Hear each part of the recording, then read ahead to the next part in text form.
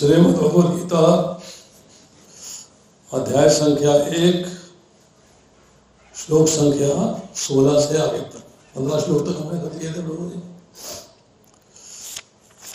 श्लोक न पढ़ के उसका मैं सिर्फ अनुवाद पढ़ता हूँ और ध्यानपूर्वक सुनिएगा, फिर अनुवाद पे चर्चा करेंगे। हे राजन, कुंती पुत्र राजा युधिष्ठिर ने अपने अनंत विजय नामक शंख बजाया। तब नकुल तथा सहदेव ने सुघोष एवं मणि पुष्पक शंख बजाए। महान धनुर्धर काशीराज, परम योद्धा शिखंडी, धृष्टद्युम्न, विराट, अजय सात्यकी, द्रुपद, द्रौपदी के पुत्र तथा सुभद्रा के महाबहुल पुत्र, इन सबों ने अपने अपने शंख बजाए। चर्चा आ रही है कि युद्ध के पहले भगवान कृष्ण ने, अर्जुन ने, युधिष्ठिर ने, भीम ने अपने अपने शंख बजा दिए हैं। अब बाकियों के बारे में बता रहे संजय धृतराष्ट्र से कि अब किस किस ने अपने शंख बजाए हैं। यह चर्चा आ रही है। कुंती के पुत्र राजा युधिष्ठिर ने अपना अनंत विजय नामक शंख बजाया और नकुल सहदेव ने सुघोष और मणि पुष्पक नाम के शंख बजाए। अब महान धनुर्धर काशीराज, काशीराज कौन है?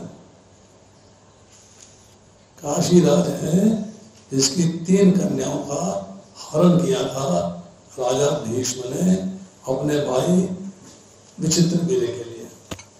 वो काशीराज है और वो युद्ध के अंदर पांडवों की तरफ से लड़ रहे हैं। अब आती है परम योद्धा शिखंडी। शिखंडी कौन है? शिखंडी के बारे में चर्चा करते हैं कि शिखंडी कौन है। राजा द्रुपद का वैर हो गया है द्रोणाचार्य से। दोनों एक ही साथ एक ही गुरुकुल में पढ़ते थे। वहां पर द्रुपद ने मित्रता होने के नाते ये डिक्लेयर कर दिया, ये कह दिया द्रोणाचार्य से कि जब मैं राजा बनूंगा तो आधा राज्य तुम्हें दे दूंगा। द्रोणाचार्य ने तब उसको स्वीकार नहीं किया। वो आगे रहते रहे, परंतु एक समय ऐसा आ गया कि उनके घर के अंदर अश्वत्थामा के लिए दूध की भी व्यवस्था नहीं थी, दूध भी नहीं था। अब उन्होंने कहा कि दूध के लिए क्या करूं। एक बार वो जो है भिक्षा ग्रहण करके आ रहे थे, भिक्षा में कुछ मिला नहीं, तो देखा कि जो आसपास के बच्चे हैं, जो आसपास के लोगों के बच्चे हैं, वो जो है आटे को पानी में घोल घोल के अश्वत्थामा को चिढ़ा रहे थे। ये दूध है, ये दूध है, ये दूध है। तो उनके मन को चोट पहुंची कि मैं इतना बड़ा आचार्य होने के बाद अपने बच्चे के लिए दूध की व्यवस्था नहीं कर पाया। I'm not able to arrange milk। तब उन्होंने जो है उस दूध की व्यवस्था के लिए सोचा कि मैं द्रुपद के पास जाता हूँ और उससे कुछ आग्रह करता हूँ, याचना करता हूँ, कुछ ले आता। तो राजा द्रुपद के पास गए तो द्रुपद ने पूछा, तुम कौन? मैं तुम्हारा मित्र द्रोणाचार्य, बचपन में इकट्ठे गुरुकुल में पढ़ते थे, तो तुम्हारे पास याचना करने आया। तो राजा द्रुपद कहते हैं कि मित्रता बराबर वालों में होती है, राजा और भिखारी में नहीं होती। तो वहां से अपमानित होकर वापस आ जाते हैं। अब सोचते हैं कि मैं क्या करूं कि अपने बच्चे के लिए दूध की व्यवस्था कर पाऊं, दूध का अरेंजमेंट कर पाऊं। तो फिर अपने आप को ले जाते हैं वो हस्तिनापुर में। हस्तिनापुर में जो बालक हैं वो खेल रहे हैं एक गेंद के साथ, और गेंद जो है एक कुएं में गिर जाती है। अब बालकों के पास कोई व्यवस्था नहीं है उस कुएं से निकालने के लिए। कैसे निकलेगी? या तो बंदर कूदेगा तो जाके लेके आएगा, जो कूदेगा उसको भी बाहर निकालना है, कैसे किया जाए? तो द्रोणाचार्य जो है उसके पास वहां पर देखते हैं कि बालक थोड़े व्यथित हैं, थोड़ा दुखी हैं, तो इनकी सहायता करी जाए। तो वो सहायता करने के पॉइंट ऑफ व्यू से जो है उनके पास जाते हैं, उनसे पूछते हैं कि तुम्हारी समस्या क्या है। वो बताते हैं कि हमारी गेंद जो है इस कुएं में गिर गई। कहते हैं अच्छा कोई बात नहीं, मैं इसे निकाल देता हूँ। बोले कैसे निकालेंगे? उन्होंने जो है एक सरकंडे का डंडा लिया, बांध में चढ़ाया और उसको कुएं में मारा, तो वो गेंद के ऊपर जाके चिपक गया। फिर दूसरा डंडा लिया, उसको मारा तो पहले सरकंडे के ऊपर चिपक गया। फिर तीसरा लिया, उसको मारा तो उसके ऊपर चिपक गया। इस तरह करके उन्होंने एक के बाद एक सरकंडे के तीर मारे और वो डंडी उनके हाथ में आ गई। डंडी पकड़ी, बाहर निकाली तो गेंद बाहर निकल आई। तो राजकुमारों ने जाके अपने माता पिता से कहा कि हमने राज्य में एक अजीब योद्धा देखा है, उसके पास जो है ऐसी विद्या है, ऐसा ज्ञान है, उसने हमारी बेल सरकंडे में गेंद में सरकंडा लगाया, सरकंडे में सरकंडा में सरकंडा में सरकंडा सरकंडा लगा के हमारी गेंद बाहर निकाल दी। ओहो, ये हो ना हो द्रोणाचार्य हो गए, पहचान गए। उनको बुलाया, अपने बालकों का उनको जो है ज्ञान दीजिएगा, राजनीति का ज्ञान दीजिएगा, शस्त्र का ज्ञान दीजिएगा, अस्त्र का ज्ञान दीजिएगा, धनुर्विद्या सिखाइएगा, सब उनको जो है उनका गुरु रख दिया।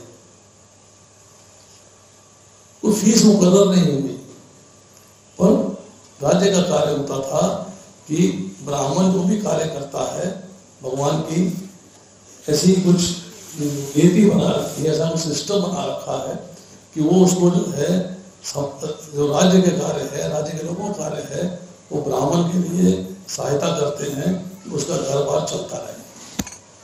तो आमदनी होनी शुरू हो गई, मतलब लोगों ने स्वयं दान देना शुरू कर दिया। जब वो बच्चे बड़े हो जाते हैं, धनगर हो जाते हैं, उनका इम्तहान लेते हैं। इम्तहान लेने के बाद उनसे कहते हैं कि मेरा एक कार्य है कि मुझे राजा द्रुपद को कैद करना है, कौन करेगा? तो कौरव आगे आते हैं, राजा द्रुपद से जाते हैं, हार के चले आते हैं। जब हार के आ जाते हैं तो अब पांडवों की बारी आती है। पांडव जाते हैं और अर्जुन जो है राजा द्रुपद को कैद करके द्रोणाचार्य के समक्ष ले आता है। तब उनसे कहते हैं कि अब मैं जो है तुम्हारे बराबर का हूं, क्योंकि मैंने तुमसे विजय प्राप्त करी है, अब आधा राज्य मेरा है, आधा राज्य तुम वापस ले लो। तो द्रुपद को आधा राज्य ले लेते हैं, आधा राज्य ले लेते हैं। पहले द्रोणाचार्य अपमानित हुए थे, अब राजा द्रुपद अपमानित हुए हैं। राजा द्रुपद अपमान के अंदर जो है कहते हैं कि मैं एक ऐसे पुत्र की प्राप्ति करूं जो द्रोणाचार्य का वध कर सके, उनको मार सके, द्रोणाचार्य को मार सके।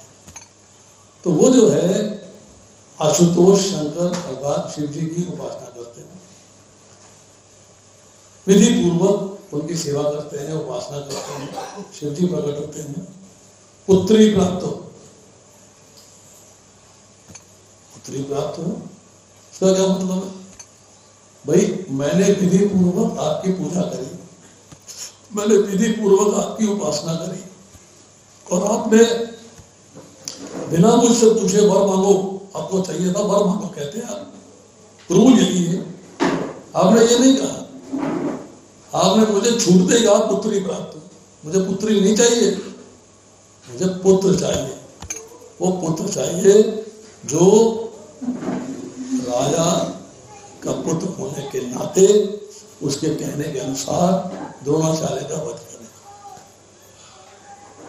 तो शिव जी कहते हैं भाई वर तो दिया जा चुका है, वापस हो नहीं सकता, कैन नॉट बी रिटर्न, इसको वापस नहीं किया जा सकता। तो मुझे चाहिए ही नहीं, अब वापस हुए ना लो, मुझे नहीं चाहिए। कहते हैं अच्छा ठीक है, मैं इसको मॉडिफाई कर देता हूँ। मॉडिफिकेशन क्या होता है? यही पुत्री आगे बन के आगे चल के पुत्र बन जाएगी। लेकिन कैसे होगा? लड़की को लड़का बना देंगे, पुत्री को पुत्र बना देंगे। कहते बस मैंने कह दिया है, वरदान दे दिया है, पुत्री पुत्र बन जाएगी, पुत्र बन जाएगी, आप चिंता मत करिए।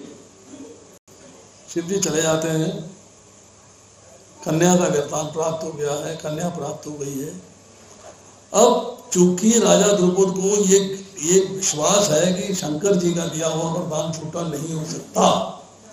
पुत्री हुई है और यही पुत्री आगे बढ़ के पुत्र बनेगी, तो उस पुत्री की ट्रेनिंग, उसकी पढ़ाई लिखाई ट्रेनिंग सारी पुरुषों के समझ करते हैं। ऐसे राजनीति शास्त्र सिखाते हैं, धनुर्विद्या सिखाते हैं, तलवारबाजी सिखाते हैं, युद्ध कला सिखाते हैं, सब चीजें सिखाते हैं जैसे कि किसी पुरुष को सिखाई जाती है, राजकुमार को सिखाई जाती है। अब चूंकि ये पुत्र की तरह पाला है, पुत्र है, तो एक दशार्थ देश के राजा है हिरण्यवर्मा, उनकी लड़की से शिखंडिनी की शादी कर देते हैं। नाम रख देते हैं शिखंडिनी से शिखंडी, शादी कर देते हैं। लड़की जब आती है घर में और देखती है कि मेरी शादी तो लड़की के साथ हो गई है, तो अपने पिता को मैसेज देती है कि हमारे साथ धोखा हो गया है, धोखे में जो है मेरी शादी किसी स्त्री के साथ कर दी गई है। तो दशान देश के राजा हिरण्यवर्मा जो है वो द्रुपद देश पे चढ़ाई कर देते हैं, हमला कर देते हैं कि इसकी सजा भुगतनी पड़ेगी। जो शिखंडी ये देखती है कि भाई गड़बड़ हो गई है, मेरी वजह से हुई है, तो चुपके से आंखों में आंसू लिए हुए वो जो है चली जाती है, मन में छोड़ देती है। मन में क्या भाव रहता है कि मेरी वजह से असंख्य लोग मारे जाएंगे, मेरी वजह से असंख्य लोगों का वध हो जाएगा, तो युद्ध होगा तो लोग मरेंगे, कारण क्या है मैं। अब इस सारी बात के बाद जो है वो जब वहां बैठी रो रही होती है वन के अंदर, तो एक यक्ष है स्थूनाकन, वो वहां से गुजरता है, देखता है बालिका रो रही है, उससे पूछता है रो क्यों रही है। वो बताती है कि ऐसे ऐसे धोखा हो गया है, ऐसे ऐसे मेरे देश पे हमला हो गया है, और मैं लड़की हूँ और लड़की से मेरी शादी कर दी गई है, ये वरदान प्राप्त हुआ था कि मैं पुरुष बनूंगी, और पुरुष तो बनी नहीं, विवाह कर दिया गया, तो मेरे पिता बहुत परेशान है इस वक्त, मैं उनकी परेशानी नहीं देख पाई, इसलिए मैं राज्य छोड़ के वन में आ गई हूँ, अब मैं जीवन अंत कर लूँगी। तो सोना कर उस पर दे आ जाती है। वो कहते हैं तुम अपना पुरुषत्व ले लो, मेरा पुरुषत्व ले लो, अपना अस्तित्व मुझे दे दो, मैं 1 साल के लिए इसको एक्सचेंज कर लेता हूँ, 1 साल के बाद आना, अस्तित्व ले जाना और पुरुषत्व दे जाना। उन्होंने एक्सचेंज प्रोग्राम चला, ऑपरेट किया, ऑपरेशन किया, जो भी किया, जैसे भी किया वो कार्य किया, तो वो जो शिखंडिनी थी अब वो शिखंडी बन गई, पुरुष हो गई, वापस गई, अपनी पत्नी से मिली, और पत्नी ने पिता को संदेश भेजा, मुझे कोई धोखा हो गया था, ये तो पुरुष ही है, मैंने पता नहीं कैसे इसको स्त्री समझ लिया था। युद्ध समाप्त हो गया, शिखंडिनी शिखंडी बन गई। 1 साल के बाद शिखंडिनी जो है वो सोनाकन में जाने की बात सोचती है। इस दौरान में जो यक्षों के राजा है कुबेर, वो आते हैं सोनाकन के राज्य में और उससे मिलना चाहते हैं। सोनाकन जो है अपने अंतपुर से बाहर नहीं आते, पूछते हैं द्वारपालों से भाई क्या बात है, प्रणाम करने नहीं आया, मिलने नहीं आया, दंडवत करने नहीं आया। वो कहते हैं कि उसने ना अपना पुरुषत्व जो है किसी को दे दिया है, अस्तित्व ले लिया है, तो स्त्री सुलभ लज्जा के मारे वो नहीं आ पा रहा, लज्जा आ रही, उसे शर्म आ रही, इसलिए वो नहीं आ पा रहा। तो कुबेर जो है उसको श्राप देते हैं, तो आजीवन स्त्री ही बना रहेगा, पुरुषत्व कभी प्राप्त नहीं कर पाए। तो वो शिखंडिनी जो है अब वो शिखंडी बन रही है, पुरुष है, पर भीष्म पितामह ने एक प्रण किया हुआ है कि मैं किसी स्त्री से युद्ध नहीं करूंगा। तो कृष्ण जो है ये एडवाइस करते हैं कि भाई ये शिखंडिनी जो है ये शिखंडी बन चुकी है, परंतु शिखंडी को अगर भीष्म पितामह के आगे खड़ा करोगे, क्योंकि दुर्योधन जब पूछता है भीष्म पितामह से कि आप बताइए आप जो है मृत्यु को कैसे प्राप्त हुए, तो मैं किसी स्त्री का हथियार नहीं उठाऊंगा। ये बात वो पांडवों को बता देते हैं। तो पांडव जो है शिखंडिनी को आगे करके भीष्म पितामह को बालों को शैया पे लिटाते हैं, उनका वध करते हैं। इसके बाद चर्चा आ रही है कि बाकी सब लोग, धृष्टद्युम्न कौन है, याज और उपयाज 2 ब्राह्मणों से, 2 ऋषियों से यज्ञ कराया गया राजा द्रुपद ने, और यज्ञ के अंदर से 2 संतान की प्राप्ति हुई, एक याज्ञसेनी और एक धृष्टद्युम्न। याज्ञसेनी द्रौपदी कहलाई और धृष्टद्युम्न जो है उसको प्राप्त किया गया द्रोणाचार्य के वध के लिए। राजा विराट वो हैं, इनकी पुत्री उत्तरा से अभिमन्यु का विवाह किया गया है और उसी के यहाँ 1 साल अज्ञातवास किया गया था। तो द्रुपद के पुत्र हैं, द्रौपदी के पुत्र हैं, इन सबका नाम हम पिछली बार आपको बता चुके हैं कि कौन कौन है। द्रौपदी के पुत्र थे प्रतिबिंब, सोम, शुद्धकर्मा, शतानी, शुद्धसेन, इन सबको जो है रात्रि को शुद्ध मारे मारा था। अब ये सारी चर्चा जो है ये संजय जो है धृतराष्ट्र को बता रहे हैं। अब आती श्लोक संख्या 19।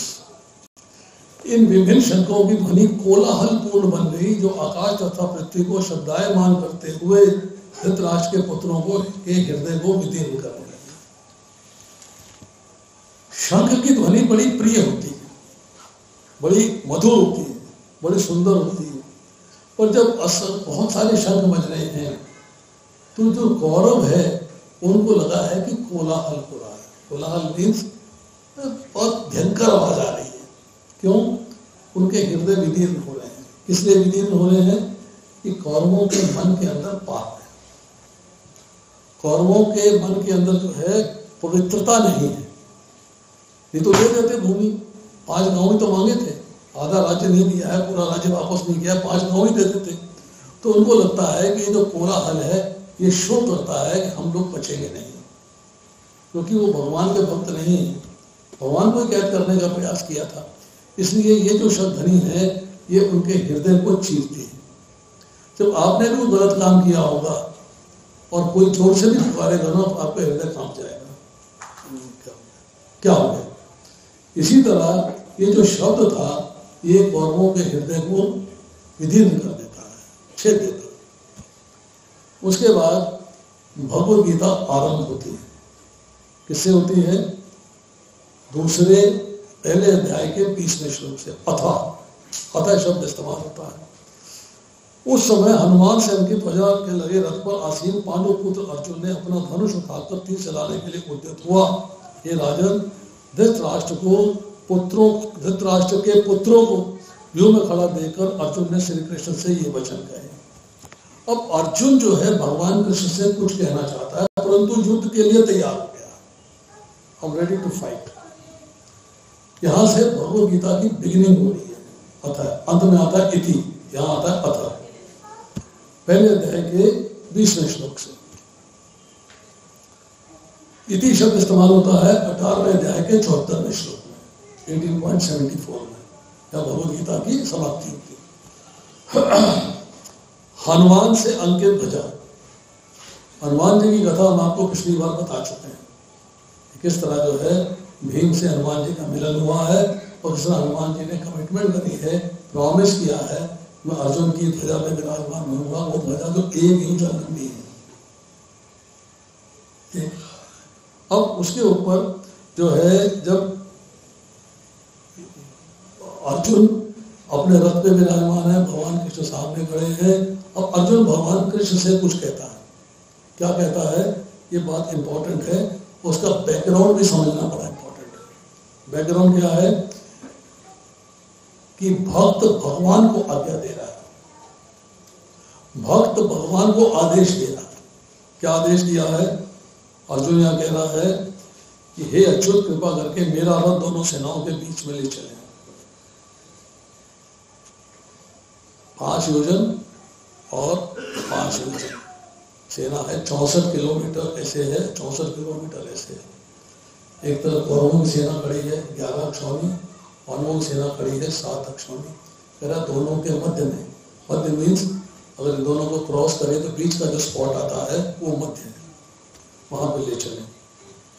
कहता है यहाँ उपस्थित युद्ध की अभिलाषा रखने वालों को शस्त्रों की महान परीक्षा में जिनसे मुझे संघर्ष करना है, मैं उन्हें देख सकूं। अब देखिए, आज भी हम लोग स्पाइस, जासूस बनाते हैं, भाई दुश्मन देश से युद्ध होने वाला है, देखो जरा वहां की सेना का क्या हाल है, कितने टैंक्स हैं, कितने जहाज हैं, कितने फाइटर प्लेन्स हैं, कितने फाइटर हेलीकॉप्टर्स हैं, कितने पैदल हैं, मतलब सारी सेनाओं का व्यवस्था क्या अरेंजमेंट किया है, बंकर्स कहाँ बनाए हैं, सेना कहाँ खड़ी होगी, कैसे युद्ध करेगी, कौन सी फर्स्ट रो में है, कौन से सेकंड रो में है, ज्ञान प्राप्त करते हैं तब युद्ध होता है। तो ऐसी व्यवस्था तब थी कि सेना की व्यवस्था कैसे करी गई है, सेना का जो अरेंजमेंट है वो किस तरीके से है, कितने योद्धा हैं, कितने महारथी हैं, कितने अतिरथी हैं, कितने अतिरथी हैं वगैरह, सबका जो है ज्ञान प्राप्त होना चाहिए, जिससे कि मुझे पता लगे कि वहां पर मुझे किन लोगों से युद्ध करना है, किन लोगों से मुझे फाइट करना है, मुझे कैसे उस युद्ध से विजय प्राप्त करनी है। वो ज्ञान प्राप्त करने के लिए वहां पर जो है जाना चाहता है। वो कहता है कि शस्त्रों की महान परीक्षा में जिनसे मेरा युद्ध हो, मैं उसको जानना चाहता हूँ। अब 23वें श्लोक में कहते हैं, मुझे उन लोगों को देखने दीजिए जो यहाँ पर धृतराष्ट्र के द्रौपदी पुत्र दुर्योधन को पसंद करने की इच्छा से लड़ने के लिए आए हैं। वो उन लोगों को देखना चाहता है कि मेरे सामने फाइटर कौन कौन है, मेरे सामने युद्ध में कौन कौन खड़ा है, क्योंकि सबके बारे में वो जानता है, he knows about everyone, पर एक बार देखना चाहता है कि वो किस पोजीशन में खड़े हैं, कहाँ कहाँ खड़े हैं, कि मुझे उस पोजीशन में कैसे अटैक करना है, कैसे मेरी सेना वहां पहुंचेगी, कैसे उनका वध करेगी, कैसे उनको मारेगी। अब यहाँ पर जो है बहुत सारे और लोग हैं जिनका नाम आता है।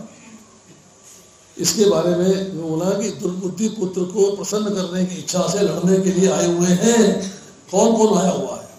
अग्निवेश, अलम्बुश, अधिरथ, अक्रूर, चित्ररथ, बब्रुवाहन, वाली, ये सारे के सारे लोग जो हैं युद्ध में कुछ उसकी तरफ से खड़े हैं, कुछ अपोजिशन की तरफ से खड़े हैं। अब इसके बाद आती है श्लोक संख्या 24। संजय बता रहे धृतराष्ट्र को, एक मुक्तो ऋषिकेशो गुडाकेशेन भारत, बड़े सुंदर शब्द है ये। संजय ने कहा, हे भरतवंशी, अर्जुन द्वारा इस प्रकार संबोधित किए जाने पर भगवान कृष्ण ने दोनों के बीच में उस उत्तम रथ को जाके खड़ा कर दिया। अब भगवान कृष्ण ने आदेश का पालन किया, बैकग्राउंड उन्हीं का अरेंज किया हुआ है, सिस्टम सारा ऑर्गेनाइज भगवान कृष्ण ने किया है और अर्जुन के मुख से कहलवाया है। क्यों? अब भगवान कृष्ण को भगवद गीता का उपदेश जो कि लुप्त हो चुका है, ढका जा चुका है, उसको दोबारा से जागृत करना है, दोबारा से बताना। तो कहते हैं कि अब दोनों सेनाओं के मध्य में उस रथ को ले जाकर खड़ा कर दिया है। गुडाकेश का अर्थ क्या है? दो शब्द इस्तेमाल हुए हैं, एक गुडाकेश, एक ऋषिकेश। हाँ जी, गुडाकेश किसे बोलते हैं? जिसने नींद पर विजय प्राप्त कर ली हो, नींद मतलब अज्ञानता पर। यहाँ अर्जुन के लिए गुडाकेश हुआ है। दो अर्थ हैं इसके, टू मीनिंग्स। एक है, गुडा का मतलब होता है मुड़े हुए बालों वाला, इसके घोरा है बाल, मुड़े हुए बालों वाला। तो जिसके बाल मुड़े हुए हैं, घुंघराले हैं, उसको गुडाकेश कहते हैं। दूसरा, जब संधि विच्छेद करेंगे, गुडाका और ईश, ईश मतलब स्वामी, गुडाका मतलब निद्रा, नींद। जो नींद का स्वामी है, अर्थात जिसने नींद को जीत लिया। अब नींद को जीतने का अर्थ क्या है कि अर्जुन जो है वो निद्रा पे विजय प्राप्त की, सोता नहीं था, वो सोता नहीं था, तो निद्रा पे विजय प्राप्त थी। दिन हो या रात हो, एक समान है। नंबर एक। नंबर दो बार लिखते हैं कि यहाँ पे नींद का अर्थ यह है कि ज्ञान से भी नींद है, अर्थात अज्ञान है, उसको ज्ञान नहीं है। ज्ञान क्या है कि तुझे फाइट करना है। तो बात आगे जाके आएगी। यहाँ पे जो शब्द इस्तेमाल हुआ है वो फ्यूचर के लिए इस्तेमाल हुआ है, भविष्य के लिए इस्तेमाल हुआ है, अगले श्लोकों में जो आएगा उसके लिए इस्तेमाल हुआ है। गुडाकेश। दूसरा है ऋषिकेश। इसका हम अर्थ पिछली बार बता चुके हैं। ऋषिकेश का अर्थ क्या होता है? ऋषिक ऋषि कहते हैं इंद्रियों के स्वामी ईश को, मतलब जो आपकी इंद्रियों का स्वामी है, अपनी इंद्रियों का स्वामी तो नहीं, आपकी इंद्रियों का स्वामी है। इसीलिए ऋषिकेश का दूसरा मीनिंग है अंतर्यामी। जो आपके हृदय में भगवान बैठे हैं, अंतर्यामी है, वो आपकी इंद्रियों के स्वामी हैं, आपकी इंद्रियों की हर बात को जानते हैं। इसके बाद जब रथ ला के खड़ा हो गया, खड़ा कर दिया, अब क्या होगा? अब क्या होगा? रथ तो खड़ा कर दिया। अर्जुन ने देखना चाहा है सबको जो उसके अगेंस्ट युद्ध करने वाले हैं। वहां भगवान क्या कहते हैं? भगवान कहते हैं कि यहाँ पर एकत्रित सारे कुर्मों को देखो, सारे कुर्मों को, अर्थात भीष्म, द्रोण, विष्णु के अन्य समस्त राजाओं के सामने भगवान ने कहा, हे पार्थ, यहाँ पर सारे कुर्मों को देखो। मतलब जो धृतराष्ट्र ने कहा, माम का पांडवाश्य किम कुर्वत संजय, माम का पांडवा मतलब मेरे पुत्र और पांडवों के पुत्र अलग हैं। ये बात धृतराष्ट्र के मन में है, ये बात दुर्योधन के मन में भी है, उसके भाइयों के मन में भी है कि हम अलग हैं और पांडव अलग हैं। बट भगवान कृष्ण यहाँ कह रहे हैं कि सभी के सभी कौरव वंश से हैं, पांडव भी कौरव वंश से हैं और कौरव जो है वो भी कौरव वंश से हैं। तो यहाँ भगवान ने शब्द इस्तेमाल किए हैं, यहाँ पर एकत्र सारे कुर्मों को देखो, सारे के सारे कुर्मों को देखना चाहिए। और वहाँ पे और कौन कौन योद्धा एकत्रित है और कौन कौन योद्धा है, जैसे मैंने नाम लिया था अग्निवेश। अग्निवेश जो है द्रोण और द्रुपद के अध्यापक थे और जो आग्नेयास्त्र चलाया है, ब्रह्मास्त्र जिसे कहते हैं, आग्नेयास्त्र जो है उसका ज्ञान उन्होंने भारद्वाज मुनि से लिया था और फिर उन्होंने इस ज्ञान को द्रोणाचार्य को दिया था। अलम्बुस जो है बक का भाई है, घटोत्कच ने उसे मारा है और उसने उसके बाद अधिरथ सूतों का लीडर है, सूत पुत्र, किसे कहते हैं? सूत पुत्र किसे कहते हैं? कारुपुत्र। उसके बाद अक्रूर है, वृष्टिवंशी, चित्ररथ है, अंगदेश का स्वामी, गंधर्वों का मुखिया है, पांडवों से मिला है और वारणावत के बाद जो है उसका पांडवों से मुलाकात हुई है, उसने पांडवों को बहुत ज्ञान दिया है, बहुत अस्त्र दिए हैं। बब्रुवाहन अर्जुन और चित्रांगदा का पुत्र है, मणिपुर का राजा है, वाल्मीकि शांतनु के छोटे भाई हैं। चित्रसेन गंधर्व है, उसने अर्जुन को नृत्य सिखाया है। जैसे प्रणला बन के उन्होंने, जब वो वनवास अज्ञातवास में थे, प्रणला बन के जो उन्होंने नृत्य सिखाया है उत्तरा को, वो चित्रसेन से सीखा था। वो त्रिगर्त के राजा हैं और कर्ण के कुछ पुत्रों का भी यही नाम है, चित्रसेन। धौम ऋषि पांडवों के गुरु है, देव ऋषि के छोटे भाई हैं, दुर्वासा जो है शिव जी के अवतार हैं, कुंती को वरदान किया था, मंत्र किया था, सूर्य का आह्वान किया, धर्मराज का आह्वान किया, इंद्र का आह्वान किया और उसके बाद पवन का आह्वान किया और उसी ने मंत्र दिया मातृ को, मातृ ने जो है अश्विनी कुमारों का आह्वान किया। एक लव, एक निषाद है, हिरण्यधनु उसका पुत्र है, वो ज्ञान प्राप्त करना चाहता है पर राजा होने के नाते सब लोग उसको मना कर देते हैं द्रोणाचार्य को कि आप इसको ज्ञान नहीं देंगे। जो ज्ञान नहीं मिलता है तो द्रोणाचार्य की मिट्टी की मूर्ति बनाता है, उसके समक्ष खड़ा होकर ज्ञान प्राप्त करता है। एक दिन एक कुत्ता आता है, द्रोणाचार्य की मूर्ति को धोना शुरू कर देता है, तो बाण चलाता है और 7 बाण उसके मुख में भर देता है। कुत्ता भागता हुआ जो आता है, पांडव की शिक्षा ग्रहण कर रहे थे, जब पांडव देखते हैं कि शिक्षा मिली है हमको और शिक्षा में देखिए जीत कौन रहा है, तो बहुत अज्ञात व्यक्ति है, इसने इस कुत्ते के मुख को बाणों से भर दिया, कहीं और चोट नहीं लगी। तब जो है वो पता करते हैं, पता लगता एकलव्य है, तो वो द्रोणाचार्य से कहते हैं कि हमको दक्षिणा दीजिए। द्रोणाचार्य देखते हैं अगर ये व्यक्ति पांडवों की तरफ ना रहेगी, कौरवों के साथ मिल गया तो पांडवों को हरा देगा, उसे दाहिने हाथ का अंगूठा मान लेते हैं ताकि बाण न चला सके। वो एक लव्य जो है उसको भी मतलब योद्धा था परंतु युद्ध में पार्टिसिपेट नहीं। घटोत्कच भीम और हिडिंबा का पुत्र है। एक जब कवच और कुंडल किसके पास थे? कर्ण के पास, और कर्ण से वो कवच और कुंडल किसने मांगे? इंद्र ने। तो जब इंद्र ने वो कवच और कुंडल मांगे हैं तो इंद्र ने जो है कर्ण को एक शक्ति दी है, अमोघ शक्ति, एक बार चलेगी, जिस पे चलेगी उसकी मृत्यु निश्चित है। तो वो शक्ति जो है उसने अर्जुन के लिए संभाल के रखी। भगवान कृष्ण ने ऐसी चाल चली युद्ध के अंदर, शक्ति का प्रयोग घटोत्कच पे करवा दिया। घटोत्कच मारा गया।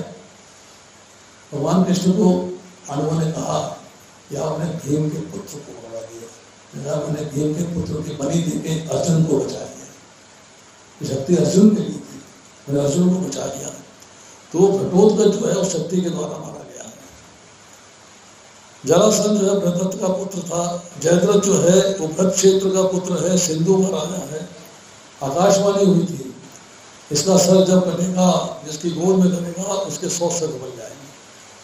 तो लीला ऐसी रचते हैं भगवान कि जयद्रथ का सर जब कटता है तो वो उसके पिता के गोदी में जाके गिरता है, पिता के सर 100 टुकड़े हो जाते हैं।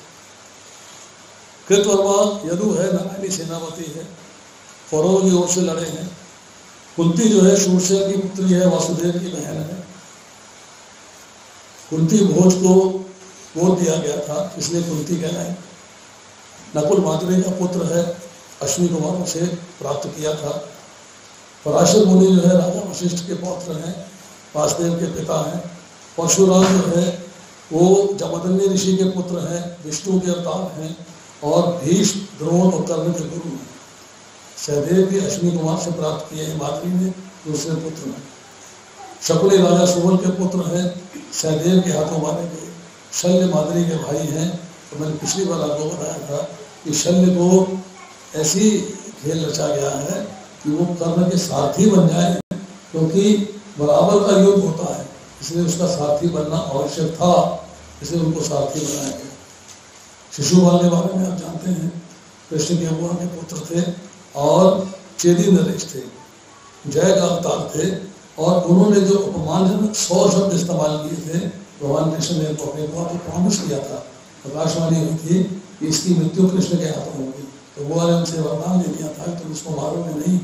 उन्होंने कमिटमेंट करी थी कि 100 अपशब्द इस्तेमाल करेगा तो मैं भगवान के शब्द इस्तेमाल कर जाऊँगा, 101वें शब्द में इसको मार दूंगा। तो जब 101वां शब्द को इस्तेमाल करता है तो चलाते हैं अपना सुदर्शन चक्र और शिशुपाल को मार देते हैं। सुभद्रा जो है योग माया की इनकारनेशन है, वो कृष्ण की बहन है। सुशर्मा जो है त्रिगतों के राजा है, दुर्योधन की पत्नी के भाई हैं, भानुमति के, अर्जुन के हाथों मारे गए हैं। और उन्होंने गोधन चुरा लिया था, इसके लिए अर्जुन ने उनसे युद्ध करके गोधन को छुड़ा के लाए थे। कुरूपी जो है नागराज कालिया की पुत्री है, अर्जुन की पत्नी बनी है। तो ये सारे के सारे लोग जो है युद्ध में खड़े हैं। कितने लोग, मतलब ये तो मुख्य लोग हैं, इसके अलावा जो लोग हैं सेकंड लेवल के थे, सारे के सारे वहाँ खड़े हैं। और इन सबका बात हो जाना है, सबको मर जाना, कोई बचेगा नहीं, नोबडी विल सर्वाइव। अर्जुन ने वहां पर दोनों पक्षों की सेनाओं के मध्य में अपने चाचा, ताओं, पितामह, गुरुओं, मामाओं, भाइयों, पुत्र, पौत्रों, मित्रों, ससुरों और शुद्ध चिंतकों को देखा, जिनका मैंने आपको नाम बताया, सब वहां उपस्थित थे। जब कुंती पुत्र अर्जुन ने मित्रों तथा संबंधियों की विभिन्न श्रेणियों को देखा तो करुणा से अभिभूत हो गया। इस प्रकार करुणा क्या है, दया क्या है और कृपा क्या है, 3 शब्दों के अर्थ आपको जानने चाहिए। करुणा किसे कहते हैं, दया किसे कहते हैं और कृपा किसे कहते हैं। हम लोग कहते हैं आपकी कृपा है, कभी आपकी दया नहीं बोलते, कृपा बोलते हैं। कृपा का अर्थ क्या है, दया का अर्थ क्या है और करुणा का अर्थ क्या है। जब आप किसी ऐसे व्यक्ति को देखते हो जो दुखी है, परेशान है, टेंशन में है, कष्ट में है, तकलीफ है, शरीर का अंग खराब हो चुका है, बीमारी आ चुकी है, कोई ना कोई ऐसी समस्या उसके साथ उलझी हुई है, तो आप में कंपैशन आता है, करुणा आती है। कितना दुखी है, कितना परेशान है, कितनी समस्या में है। जब उसकी करुणा के बाद आप में उसके लिए दया उपजती है, दया उपजती है, तो दया के वश जो है उसको कुछ ना कुछ प्रदान कर देते, दे देते। वस्त्र नहीं है, सर्दी का मौसम है तो वस्त्र दे देते हो, भोजन नहीं है तो भोजन दे देते हो, कंबल नहीं है तो कंबल दे देते हो, जूते नहीं है तो जूते दे देते हो, रहने की जगह नहीं रहने की व्यवस्था कर देते हो। मतलब आप उस पर दया करते हो। दया करने के बाद अब आप कृपा करते हो, ये कर और पा। तुम्हें तेरे दर्शन हुए, तुझे दुख में दिखाई दिया, मैं तेरे को कुछ दे रहा हूँ। आपने उस पर करुणा दिखाई, दया मन में उपजी और आपने कृपा कर दी। भगवान की दया और भगवान की कृपा में क्या भेद है? भगवान की दया किसे कहते हैं और भगवान की कृपा किसे कहते हैं? बताइए। भगवान की दया, अभी हमने बात करी है समाज में साधारण व्यक्ति की दया कृपा क्या है, करुणा क्या है, दया क्या है, कृपा क्या है। भगवान की दया क्या है और भगवान की कृपा क्या है? हमें क्या चीज चाहिए, कि दया चाहिए कि कृपा चाहिए? तो चाहिए तो क्यों चाहिए? थोड़ा इंपॉर्टेंट पॉइंट है ये, सबको इसका उत्तर पता होना चाहिए, सबको ज्ञान होना चाहिए। आपके कर्मों के फल के अनुरूप जब कुछ प्राप्ति होती है इस भौतिक संसार में रहने के लिए, भौतिक संसार में आनंद प्राप्त करने के लिए, भौतिक संसार को भोगने के लिए, तब आप कहते हैं दया। भगवान ने दया करी कि आपको भौतिक संसार में रहने के लायक सुख सामग्री प्राप्त करवा दी, दया होगा। अब भगवान ने स्थितियां पैदा करी प्रतिकूल, ये स्थितियां थी अनुकूल, इस संसार में रहने के अनुकूल स्थितियां थी, अनुकूल परिस्थितियां थी। अब भगवान आपको देते हैं प्रतिकूल परिस्थिति, अनफेवरेबल सर्कमस्टांसेस, दुख, कष्ट, तकलीफ, परेशानी, कुंठा, टेंशन, ये आपके मन और शरीर के प्रतिकूल है। ये भगवान की कृपा है। क्यों? कि अब भगवान चाह रहे हैं कि अब आप उनका स्मरण करके उनके पास वापस आए। दुख में सुमरन सब करे, सुख में करे ना कोई। सुख तो दया मिल रही है, सुख मिल रहा है आपको, भगवान को याद करता है। जब दुख देंगे, कष्ट देंगे, परेशानी देंगे, कुंठाएं जागृत होंगी, तब आपके मन में भगवान की याद आएगी। जब भगवान का स्मरण आएगा, जब भगवान का स्मरण आएगा तो अब आप भगवान के पास, आपने पास बुलाने के साधन बने। इसका मतलब है अब भगवान ने आप पे कृपा करी है कि तुम मेरे पास आ जा। तो यहाँ से गया है, लौट कर मेरे पास आ जा। लौट कर वापस आने का साधन जो है दया नहीं है, लौट के वापस आने का साधन कृपा है। इस संसार में सुख भोगने का साधन दया है। जब भगवान आपको बंगला देते हैं, मकान देते हैं, गाड़ी देते हैं, फार्म हाउस देते हैं, धन देते हैं, बैंक बैलेंस देते हैं, तो आप पे दया कर रहे हैं। दया में आप उसे अपने से दूर करते हो, कृपा करते हो, तो आप भगवान के पास जाने की सुविधाएं प्राप्त करते हो। सुविधा क्या है? नाम जप। सुविधा क्या है? भगवान के नाम रूप गुण लीला धाम का वर्णन करना और वर्णन सुनना। सुविधा क्या है? भगवान की प्रेममयी सेवा। भगवान तभी याद आते हैं जब दुख होते थे। कुंती महारानी कहती आगे कि हे कृष्ण, मैं चाहती हूँ कि मुझे विपदाएं बार बार आए, मुझ पर विपदाएं बार बार आए, क्योंकि जब विपदाएं आती हैं तो आपका स्मरण होता है। जब आपका स्मरण होता है तो आप आते हैं। जब तक भगवान का स्मरण नहीं होता है तब तक भगवान प्राप्त नहीं होते हैं। तो स्मरण करने के लिए जो भगवान ने आपको यहाँ बुलाया, यहाँ बिठाया, कथा सुनने के लिए प्रेरित किया, आपने कथा सुनी, नाम जप किया, ठाकुर जी की सेवा करी, साक्षात सेवा करी, ये भगवान की कृपा हो रही है। दया नहीं, दया होती 2 गाड़ियाँ मिल जाए, 4 बंगले मिल जाए, 6 फार्म हाउस मिल जाए, बड़ी फैक्ट्री हो जाए, बड़ा बड़ा बिल्डिंग मिल जाए, बहुत सामान मिल जाए, भगवान आप पे दया कर रहे हैं और दया करने के बाद कह रहे हैं तो मुझसे दूर जाए। बच्चा है छोटा, 6 महीने 8 महीने रो रहा है, माँ कहती दूध चाहिए होगा, दूध पिला देती है, चारपाई पे बिठा देती है, घर का काम करने लग जाती है। बच्चे को अपने से दूर कर दिया। फिर रोया, अभी तो दूध पिलाया था, चलो वैरायटी देती, बिस्किट दे देती। बच्चा देखता है, थोड़ा खाता है छोटे छोटे दांतों से, उसके बाद जो है अपना चुप कर जाता है, माँ फिर अपने काम में लग जाती, बच्चा अपने से दूर हो जाता। फिर बच्चा रोता है, तुम्हें क्या चाहिए, दूध तो दे दिया, बिस्किट दे दिए, अब क्या चाहिए। खेलने का मन करता होगा, चलो एक बंदर ले आती है, बंदर तबला बजाता है, चाबी भर देती है, बैटरी ऑन कर देती है, बच्चा तबला बजाता रहता है, बच्चा खुश हो जाता है, माँ फिर अपने से दूर कर देती है, बच्चा फिर रोने लगता है। अब क्यों रो रहा भाई, बोर हो गया होगा, तो झूले में डाल देती है, झूले में डाल देती है, 2-4 बार बाइला हिलाती है, झूला हिलता रहता, आते जाते हिला रहती है, अपना काम करती रहती है, बच्चा फिर अपने से दूर है। भगवान दया करते हैं, फार्म हाउस ले मुझसे दूर है, बंगला ले मुझसे दूर है, गाड़ियां ले मुझसे दूर है, ये ले मुझसे दूर है, वो ले मुझसे दूर है। बच्चा जो है जब फिर रोता है, जब तो माँ आती है, दूध पिलाए, 2 घंटे हो गए हैं, तो दूध पिला देती है, नहीं चाहिए, बिस्किट नहीं चाहिए, बंदर तबला नहीं चाहिए, झूला नहीं चाहिए। बच्चा दोनों हाथ करता माँ की तरफ, माँ गोदी में ले लेती है, बच्चा चुप कर जाता है।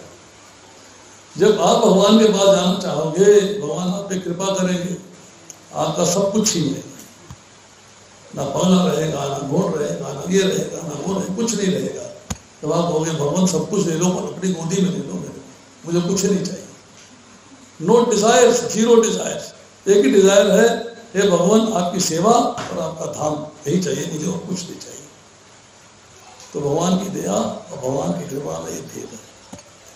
आप भगवान की कृपा चाहते हो या दया चाहते हो, फैसला करना आज बैठ के सोचना कि मुझे भगवान की दया चाहिए या भगवान की कृपा चाहिए। तो यहाँ पर जो है वो कह रहे हैं कि करुणा से विभूत हो गया, अब उसमें करुणा जागृत हो गई। जब करुणा जागृत हुई है तो क्या हो रहा है,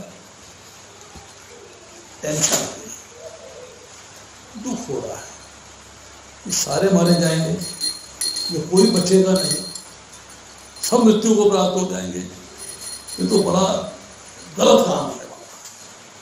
अरे तू घर से लेके आया था भगवान कृष्ण को, तू गया था लेने, भगवान अपने आप तेरे पास नहीं आए थे, तू गया था भगवान को लेने, तू उनको लेके आया था, तूने रिक्वेस्ट करी थी कि मैं चाहता हूँ जब भी कभी युद्ध हो तो आप मेरे सारथी बने।